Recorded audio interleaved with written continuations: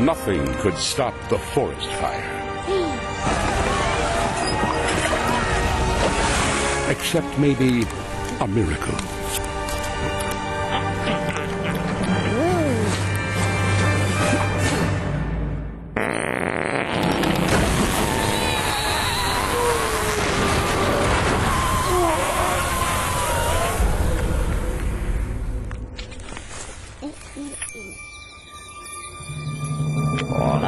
And oh, how the people rejoiced.